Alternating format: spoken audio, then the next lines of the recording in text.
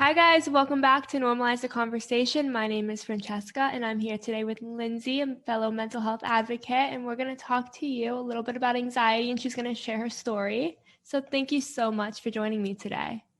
Yes, thank you so much for having me. I'm so excited to be here and to share my story and tips that help me overcome my anxiety because I definitely have tried so many. So I'm so excited to, get to share that with all of you and, get to interact with you guys too. Sorry if you hear cats in the background. I have a new kitten and I've tried to quarantine them, but you may hear some cat fighting in the background. So I'm just so you guys know, I'm sorry about that. But I have a new kitten. He's fine. He's just a little feisty. So you may hear him jumping on my other cat. And my other cat is just a little grumpy. So he's just a little more vocal, but he's not hurt or anything. So don't worry. That's so exciting that you got a new kitten. Oh. Yes, I know. It really brought some light to, the whole quarantine thing. And I wasn't really planning on getting a new cat. But I live in an apartment complex and we have a lot of feral cats. And my neighbor's trying to control that. And she's like very into cats. And so she's trying to trap them and, do all of that. But this one cat had a litter of 5 cats and I knew the mom because I've been here for like 3 years. And so I've known the mom. And so she had cats and I was like, since I know the mom, I kind of want to have one of her babies. So yeah, now I have 2 and he's a little bit crazy, but let me close my door just so you don't hear him go nuts because I think right now is his playtime, guys. But his name's Rudy. It's my kitten. Aww. His name's Rudy, and Mr. Bear is my older one. So, I love the names. Do you have any animals? I do. I have a puppy. Her name is Tiffany. She is my whole world. She's a little Shih Tzu. She's like 7 pounds, so she's very tiny. So cute. She's sitting, actually, she's not. Normally, she's sitting behind me napping, but I guess she got up. She's tired of hearing my voice today. She's very well behaved, unlike Rudy, but that's so sweet. She really likes to take care of herself. She's very like self-sufficient. When she wants water, she like brings me her food bowl. She's like, I want water. She wants food, same thing. She knows like which bowl to bring. So she's very good at like, she knows what she wants. She wants to nap. She knows where she wants to nap. Yeah. She's very well behaved. I don't know where she got it from. I love that. That's so good. She has good genes. She had a good gene pool. But yeah, I love animals. They've really helped me even with my anxiety too. And it's funny because when I first started having anxiety, I got a cat because I'm a cat person. So I got one in my college town because I started having all of my anxiety in college. So I got a cat and he helped me so much. I lost him last year, unfortunately. But he, oh my gosh, if I didn't have him, I don't know if I would have gotten through it as easily as I did. But yeah, animals are just amazing for healing. I love them. They're so sweet. They are. And I feel the same way about my dog. I got her during my, I think, last semester of undergrad. Mm-hmm. And I was living alone for the first time, like completely alone. And I was really nervous about it. And I was like, I feel like having a pet might maybe help me. And then I got my dog and we connected and we just clicked from the moment like we saw each other. Like it was meant to be. And she really got me through like some really difficult times because if I'm having like a panic attack or a depressive episode where I'm just falling apart and I'm crying, she'll lick my tears away. And it makes me so happy. That is the cutest thing I've ever heard. Oh my gosh. Dogs and cats and just all animals are very intuitive and they know they have so much love for us, and they'll do anything they can for us. And I just love it so much. I know. They really can feel that. I think it's amazing. I saw this video the other day, and it was the service dog that alerts whenever their owner is going to faint, but they know about like 30 minutes to an hour before. And I'm just like, Wow. how do these animals know? Like, even if they can sense like our heart rate dropping, like, how can they do that? That's crazy. Like, it's just amazing what these animals can do, and how they serve us. And I love them. I mean, who can't love an animal? They're just Right? so cute. They're precious. And they're so smart. I don't think we give them enough Yeah, credit. they really are. They really are. So tell me a little bit about you and your anxiety and when it started. Yes. So I'm 27 years old, but my anxiety started when I was about 21. It was in 2014, and I was a junior. I just started college, or just started my junior year in college. And I was in a sorority and all kind of the typical things. I had never experienced anxiety before this, or if I had, it was just very minimal. It was never heightened to such a level, so I never really was aware of it. Just like, normal nervousness and stuff whenever you would normally be nervous.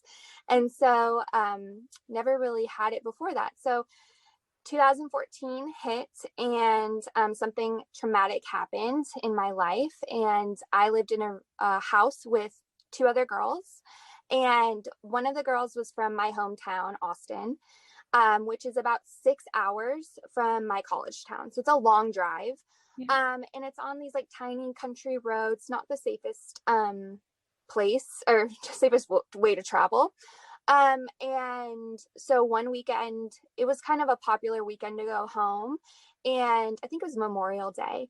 And I decided I wanted to go back home to see my parents. And my roommate had decided she was going to go home.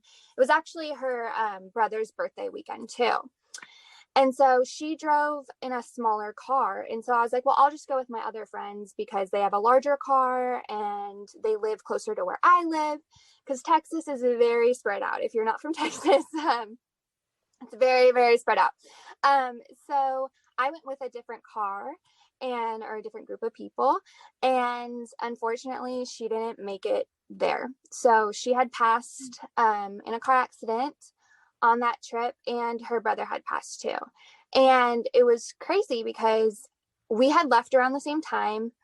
We had seen her car kind of pass, like we weren't like traveling together, but we had like seen her car pass.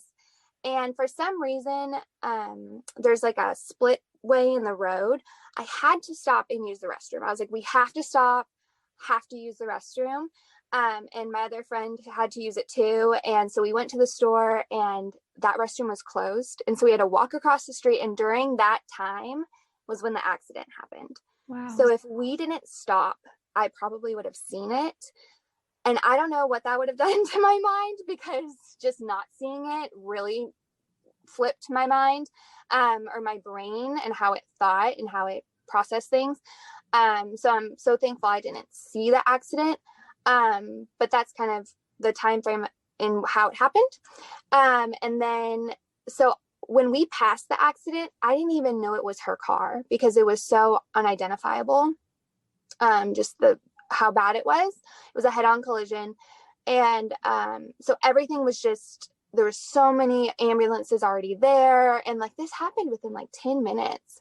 So it was crazy.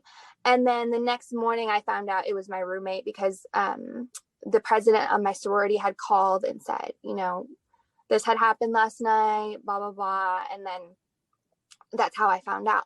So I didn't even know it was her until the next day. And I went home, and when I got home, it's so weird. I got home and immediately told my mom about the accident. I was like, there was this awful accident. I've never seen something like that. Like, that was the first thing that came out of my mouth. Not like, hi, good to see you. It was just like, that was the first thing. So it's just like weird how these things kind of happen. And then, yeah, from the moment I found out that that was my roommate, my brain switched. It did not think the same that it used to be. I was not the same Lindsey. And I didn't know why. It really freaked me out. I thought it was just like depression. I had lost grandparents in the past. Unfortunately, I lost all my grandparents very young. So I've dealt with death before. but not to someone so traumatic and instant, and someone I was just with that, the day before, and someone that looks like me and is the same age. And, it does something different to your brain when it's someone that you can relate so closely with.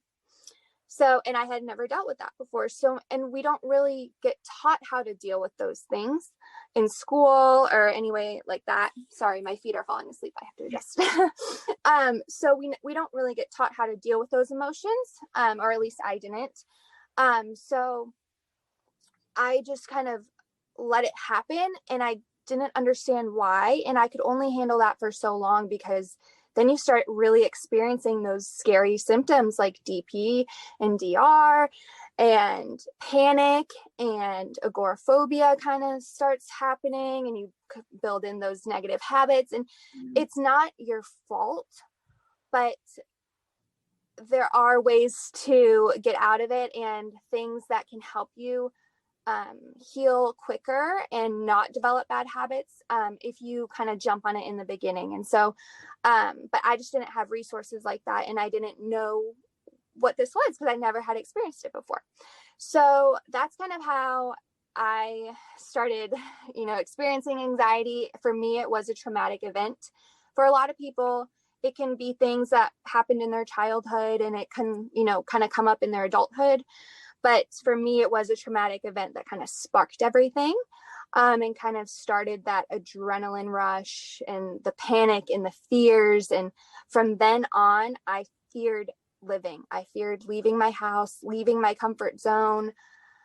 I started getting panic in the grocery store. I didn't know why I was feeling these things. I had really bad DP, and I thought I was going crazy because no one talks about DP. Like, I didn't even know there was a word for it, until I looked up, the symptoms and really did some research, because it's not talked about, it's not normalized. And so it was reassuring when I found out that it was actually a thing and that there was a label to it. So yeah, that's kind of my back end story about how I kind of got into having anxiety. But yeah, for me, it was a traumatic event. So First, yeah. I want to say I am so, so sorry for your loss. That there aren't words that can really make any of that feel any less painful. But for you to take that whole experience and the anxiety and the pain and everything you went through afterwards and turn it into being this amazing advocate who inspires and helps so many people, it's just absolutely incredible. Thank you for what you do. Yeah, thank you. It's really the only way I can make sense of it too. Because people are like, how are you talking about it? I want to talk about my story so bad. How do you get there? And I'm like, you'll get there. You have to make sense of it. You have to use it for something. If you can't let it go, use it for some good. Because it's a part of me now. I can't take that back. I can't do anything about it. I'm here, and I'm lucky to be here. Kylie isn't here, my roommate, anymore, but I am here, and I can make a difference. And for so long, literally, Francesca, like 5 years, I would lay in bed and just feel like nothing, feel like life was so worthless. Like I could never change. I was 21 years old, and I felt like my life was over. Like, that's so sad. And I feel like so many people feel like that too. And I just want to show them that it can literally just take a minute, and you can just have an epiphany, and your life can change forever. It doesn't have to be like this huge, like, healing journey that you have to get on and start. Like, literally, I was driving one day, and I was like, I'm not going to let this control me anymore. It's over. I'm not living my life like this. I can't live my life like this. I can't end my life at 21 years old. It's not going to happen. I'm not going to let it happen. And I'm not going to focus on the anxiety anymore. I'm going to focus on me, because I was focusing every single day on my anxiety. And people are like, no, I am focusing on me. No, you're focusing on the anxiety version of you. You're focusing on your symptoms. You're focusing on why it's not working, what's wrong with you. What about what's right with you? What are you, what things inspire you? What things get you going? Let's sit down and remember what life's about and how fun life was when we were a kid, and how when we didn't have all these like responsibilities and all this weight and anxiety and trauma and all this stuff to worry about, what did we think about? I always thought about teaching people, which is really kind of, it weirds me out, but it's really common for like little girls to like be a teacher. Yeah. But I like took it to the extreme level, and I'd print out like homework, and I'd print out a grade book, and I'd print out like all these little things like for my fake students. So like teaching was something I really liked to do clearly. But through my adult years, I let that just slide because I was like, I can't be a teacher. They don't make enough money. I can't be a teacher. I can't go to work every single day. I'm way too anxious to do that. I can't go to work because like I'd always make all these excuses for my passions. It's like, why am I making excuses for the things that I love to do? Like, it's so strange, but it's also the way society molds us to think. They want us to do certain things, and people want you to be certain things. And I think just being, growing up in that, in social media, oh my goodness, like I can't even imagine growing up with this constantly in your hand. But it just takes you so far from who you can really be. And then you throw anxiety on top of that, and you're like, who am I? Like, I don't even, I'm hearing so many voices in my head. Like, how do I even get back to who I was? And I felt so lost for so long. And then it literally just took being miserable and hitting rock bottom to be like, no more. Like, there's a way out of this, and I'm the way out of this.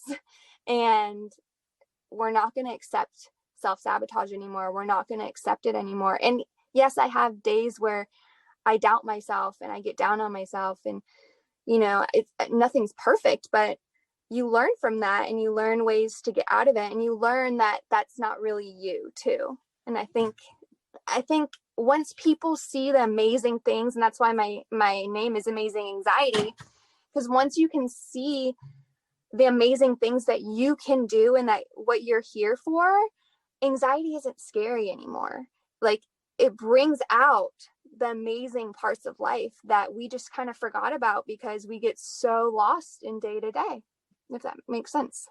Okay, I love the reason behind your name on your handle on Instagram. That's absolutely amazing. It really is. And I love how you brought up that it's like when you realize you have the power within you, because I think that's something that a lot of us who live with mental illness or have episodes with our mental health where we kind of feel like it's controlling us and that we have no control, we have no power. And that moment when you realize that you do have the power, that all the strength you need is within you to overcome this, is one of the most powerful and empowering and just incredible moments, because it's when everything starts to change. Absolutely. 110%. And the thing is, like, you always have that power. You always have that control. It may seem like you don't because your anxiety constantly tells you don't, or you feel out of control because you're depersonalized all the time and your anxiety and your cortisone levels are just so spiked, you just don't even feel real. But you are real. And you have to keep telling yourself and reminding yourself of that, and stop focusing so much on those symptoms and how things feel, and ground yourself back into, okay, like, I'm fine. These feelings aren't hurting me right now. I'm here. I'm safe. Let's just think about what's happening in my body right now. And it really helped me. The first time I ever knew what anxiety was my doctor. Like, the only helpful thing my doctor told me was anxiety is an adrenaline rush. And he taught me that adrenaline or anxiety was a natural thing. It occurs in our body, but normally for very dangerous situations where we need it, we need that extra boost. Like, if someone was stuck under a car and we saw that, we could run to them and magically pick up that car. It's because we have all that adrenaline rush in us. And so learning that, I was able to say during my panic attacks, okay, Lindsey, this is just adrenaline.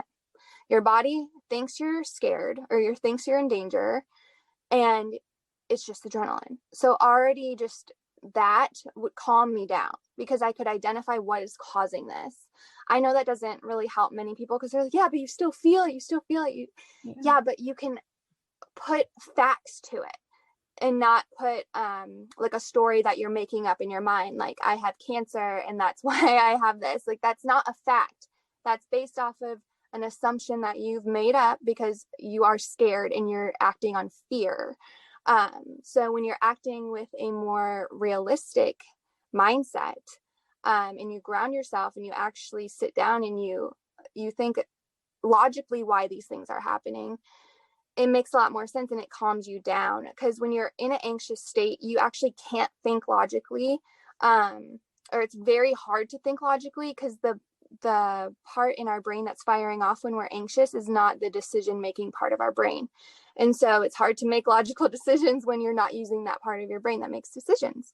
So it's just learning ways to calm yourself down and self-heal. That really, really helped me. And just start small. You don't have to jump into this big, overwhelming thing. And I think that's also something that deters people is they're just like, I have so much work to do. I don't know where to start. And just start small. Just little tiny things. Like, I really don't like journaling. So I didn't start with journaling. Start with something that gets you excited. Start with something that interests you, that piques your interest. If visualization does that, start looking into that. Or a lot of people don't really like to meditate, but like guided meditations are really great to jump into because you don't have to do it yourself. So just that would be another tip, is just start small and go to something that you're interested in, not something that someone's just telling you to do because it worked for them. I love that. That's such amazing advice because a lot of times we don't know where to start, and try to start at some of the coping mechanisms you see on Instagram or just from a Google search. And it usually is like journaling, meditation, yoga, go for a walk. And if that's not something that interests you, then it's kind of hard to do it and stick with it. And if you're not interested in it, you might not be excited about it. So it's not really going to work the same way. So finding something that makes you feel excited, that makes you feel strong, that makes you feel good about yourself, that gives you that level of confidence and security is something that's so important. And a lot of people don't realize that. There's not one coping mechanism that works, right? There's a billion coping mechanisms that may work at different times, and finding which one works and finding which one works at which time is super, super important. Absolutely. And that's something I found really happened a lot in my journey. Is I would look online because I didn't really have like Instagram accounts that talked about anxiety. I don't know, when did you see them pop up? Because I only noticed them when I created something, like I created my account, but I never really saw them pop up until this year. Yeah, I think a lot of accounts kind of stemmed out of the pandemic, but I also noticed the more you use the hashtags and the more you search and the more you like them, the algorithm starts to bring them to you. So it's really the way the Instagram algorithm works. And I wish that the algorithm worked that everybody got a couple mental health resources here and there, and it's not just you have to be looking for them and posting about it to see them. They really should have it that these resources and tools are available all the time. Absolutely. Yeah. And because these hashtags get cluttered so fast too. And if you don't know which hashtags to look up, like if you're just trying to find some resources and you stumble upon Instagram, it's not like you know exactly what to search for. So I totally agree. Because on Google, like you said, they say like yoga and exercise. And when I was at my worst, there's no way I could exercise. There's no way I could do yoga. I was so scared of getting my heart rate up. Like, no way. I'm not working out. No. Like, that's the least. And I hated when people would just say, just go on a walk. I was like, that's going to trigger my fear even worse. Like, no, I can't go on a walk. So yeah, absolutely having these resources like Instagram and people that have just experienced it themselves and are giving out their resources and tools and tips that they've used themselves. I just think it's amazing. And I love our community and everyone's so supportive. And if you're watching this and you ever feel like, I don't want to reach out to them, I don't want to DM them because I don't want to be a burden, just DM them, because you never know. They may have something that may help you get over like your biggest challenge. Someone's DM me before and they're like, you've helped me more in this 5 minutes of talking to you than 2 years of therapy. So it's just reach out. You know, people that have gone through it, we have little things that some therapists don't, they don't know because they're just taught by textbooks. And if they don't experience it themselves, like, I don't blame them for not knowing what it feels like. Because like I said before I experienced that trauma, I had no idea what anxiety was like. If you said anxiety, I would have just thought you were just like a nervous wreck or something. But it's not that. It is way, way bigger than that, as we all know. Yeah, and I love how you brought up that, DM them, reach out to people on Instagram, and Yeah. worst case scenario, they don't answer you. Best case scenario, they may be able to provide you with some resources that they found. And even if somebody does like respond to you and they give you something, it's important to note that it doesn't replace therapy, it doesn't replace medication or getting help or anything like that. It might be a tool, a resource, or advice that you can use in the meantime while waiting for an appointment. But please still make sure you reach out for help if you do need it. And also, another really great resource is the crisis text line or the National Suicide Prevention Lifeline. You do not have to be in crisis to reach out. They will provide you with so many different resources. They can provide you with a list of 99 coping mechanisms. They can provide you with a list of guided meditations, breathing exercises. I promise you, I volunteer there. We have a list and access to a bunch of resources, and you do not have to be in crisis to reach out. We are more than happy to provide you with any resources, help you find local affordable therapists. Like, please note there's so many tools and amazing resources out there. And I think a lot of people feel discouraged because they don't realize that all these resources are available and they think they have to wait till they're in crisis to reach out. And that's not true. Yeah, absolutely. I was listening to your last live, and I love how you mentioned this because, yeah, the name itself, Crisis Helpline, you're like, well, am I in a crisis? No, I'm not dying, but I am. But you just want to talk to someone, and that's what they're there for. That's what these organizations create these lines for. And people want to help. I'm not on here constantly creating content because I don't want to help people. I'm on here because I want to help people, and I want to share things that have helped me overcome challenges that I know other people are going through. And that's why people like you too, volunteer for these things, because we want to help and we're there for everyone. So yeah, absolutely. I know it's uncomfortable, but there's always I feel like there's always chat options where you don't have to talk on the phone. So there's other options where you don't have to talk or Zoom or like show your face or use your voice. There's ways you can, chat and kind of aim message in and stuff like that. So there's always options if you need to talk to someone. Exactly. And on that note, there is the crisis text line. You can text the number 741-741 and also the National Suicide Prevention Lifeline. I promise if you can learn a TikTok dance, you can learn this number. It's 1-800-273-8255. And I think that's something that a lot of us do, right? We can spend all day memorizing the lyrics to a song or the dance for TikTok or whatever we're learning at the time.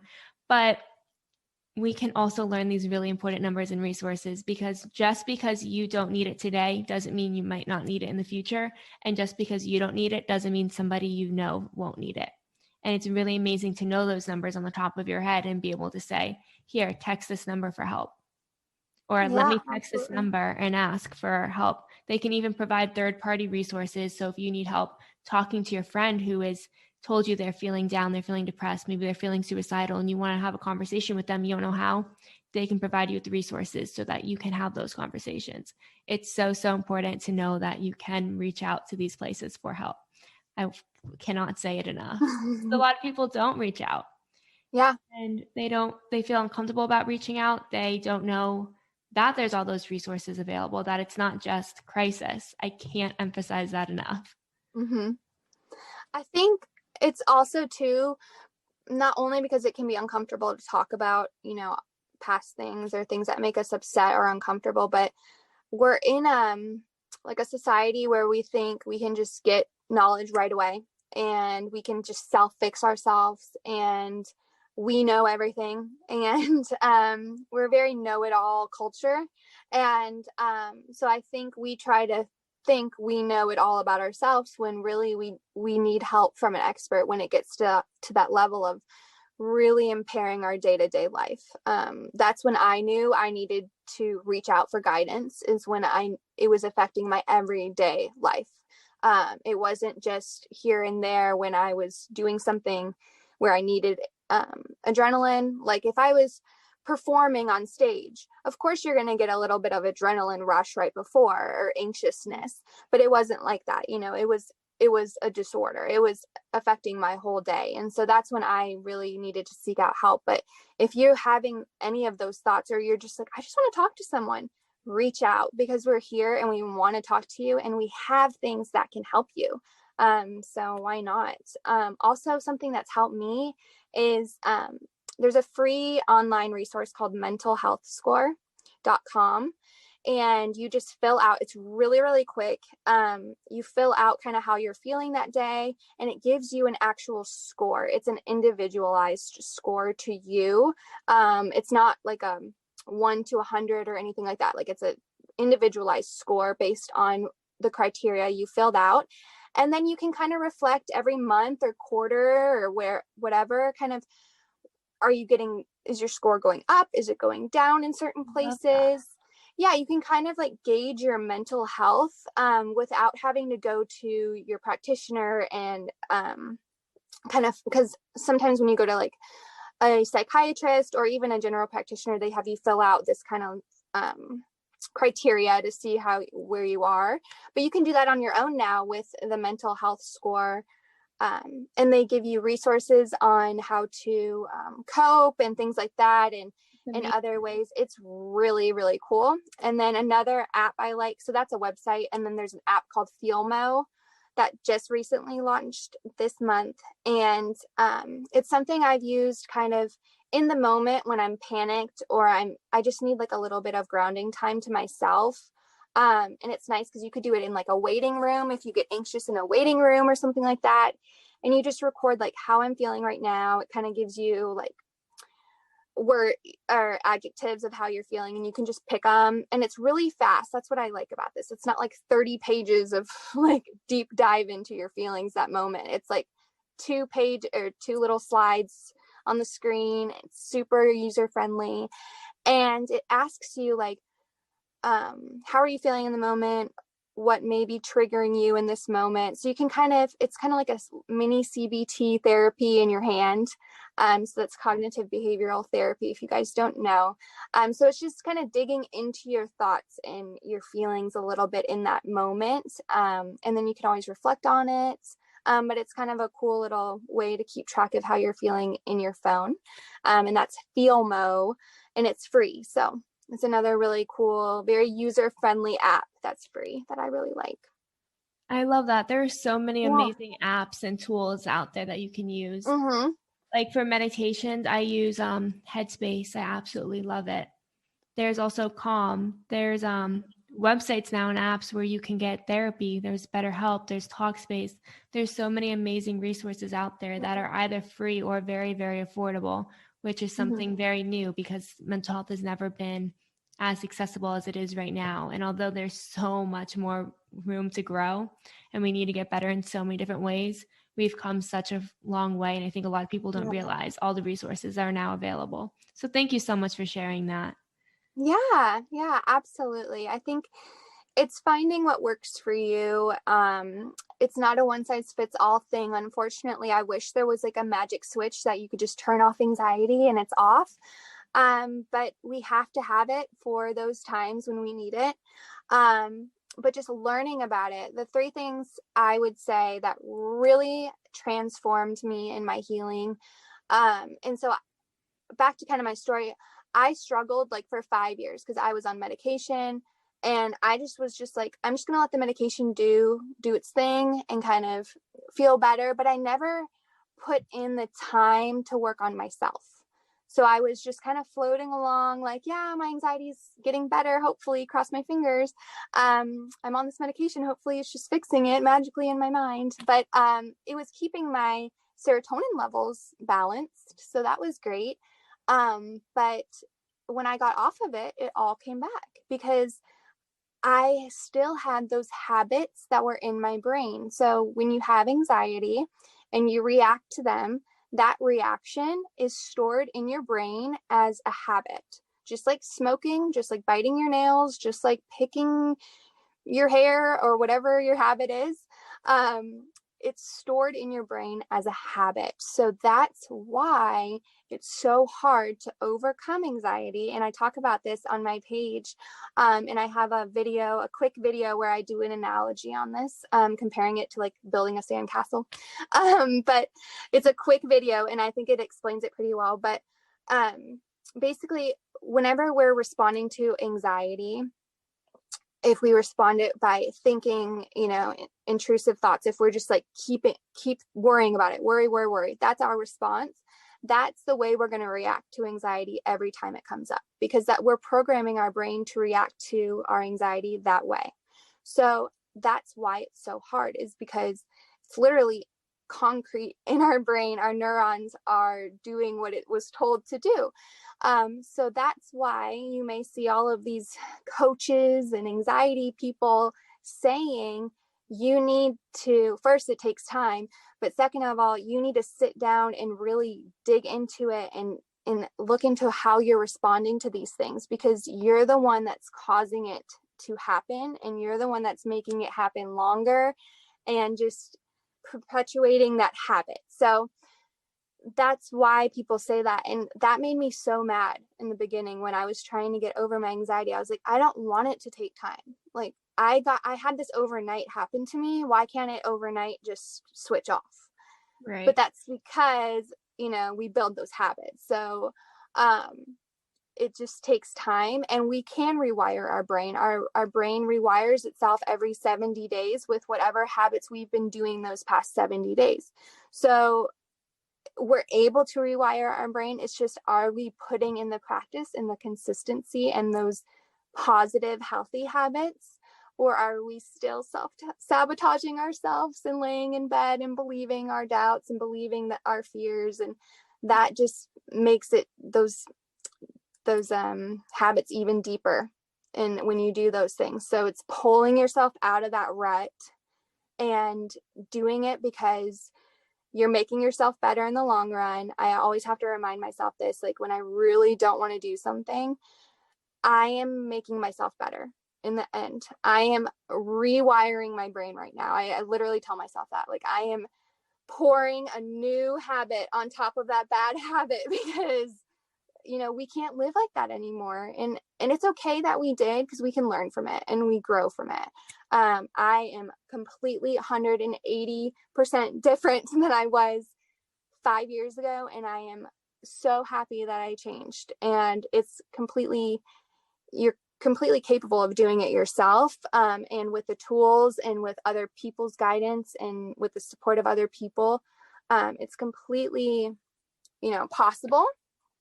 But to change your perspective, I think, is the first step, and believe in yourself, learn about it, and sit with yourself, and don't fear it. So those are my kind of my last three things, but on this tangent, but just learn about it. That's what really helped me, is learning about it, learning that it was adrenaline, learning about cortisol levels and how stress really, really messes up your body. And then I sat with myself, and I sat with these feelings, and I sat with who I wanted to be.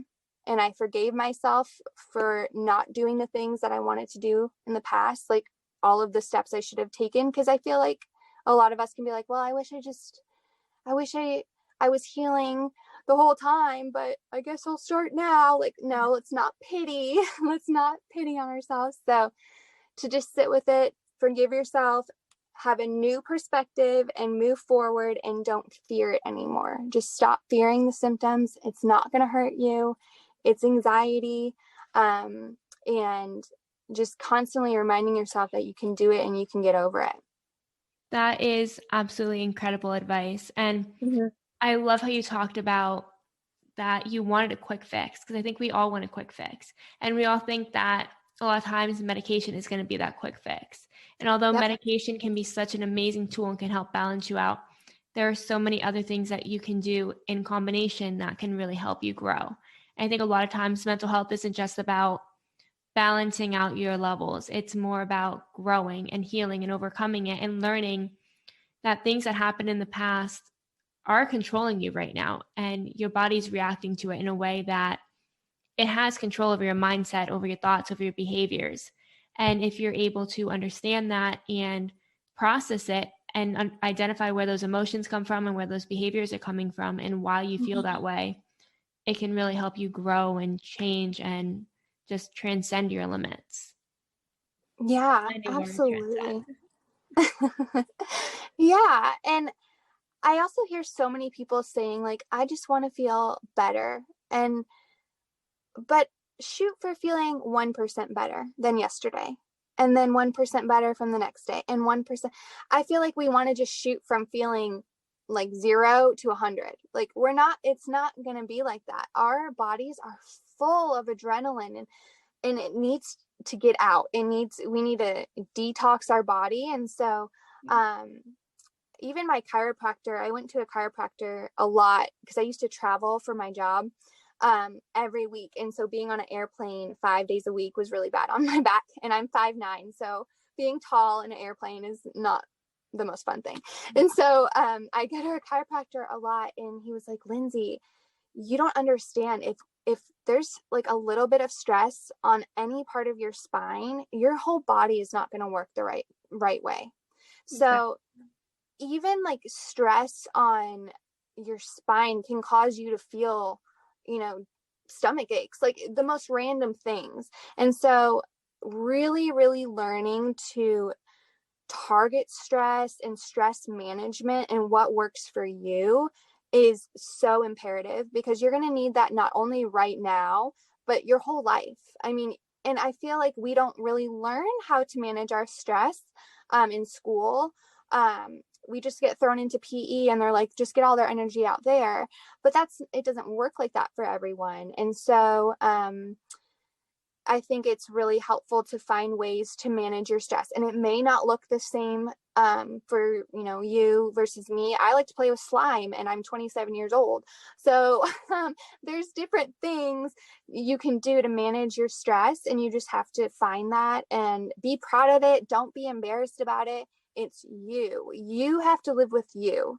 You have to live with your mind every day.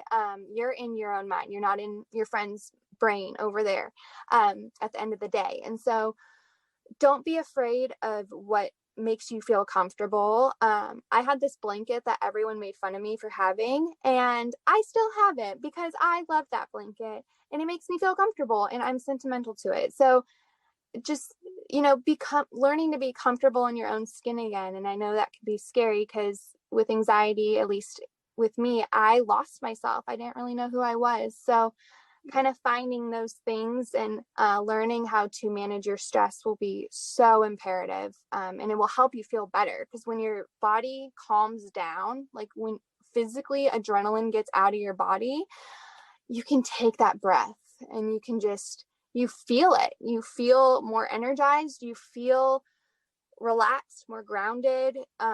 It's physical. It's absolutely physical. So when you release all of that, it can be amazing. And I've learned to do that throughout my day. I don't just pick like a time, like from 5 to 6 I'm going to go meditate. Yeah, you can do that if you're very strict and you like to have a scheduled day. But for me, I've learned when I schedule things like that, it stresses me out more. So I'm just going to, throughout my day, do things that are like self-care. And if I'm feeling a little overwhelmed in the minute, I'll take 5 minutes and just sit alone and, separate myself and do a little meditation. I don't need to schedule it in to do it, which I think has helped me too. It's so important to realize that we can do these self-care and coping Yeah. mechanisms at any time of the day. It doesn't Mm-hmm. have to be scheduled in. We can make the time. And it's really about prioritizing how much time you want to spend scrolling through social media or playing games on your phone or texting or whatever you're doing on your phone, and just taking those 5 minutes instead to meditate, to breathe, and to just focus on you. And Yeah. Lindsey, you have been absolutely incredible. Thank you Thank so, you. so much for joining me today. Yes, thank you. We need to do this again. I'm so Yes, excited for you and everything that's coming up in your space and your new t-shirts and everything. That's so exciting. thank you. And we should schedule a live soon to do the encouragement Yeah. cards. Yeah. So let me Yeah, know. for sure. I would love to do that. Awesome. All right. Thank you so much. Yes, thank you. And if anyone wants to reach out, I'm always open to DMs or anything like that, or comments on amazing.anxiety on Instagram. I also have a new website. So if you want to check out my website, you can go. It's very minimal right now, but you can also email me or contact me through my website too. So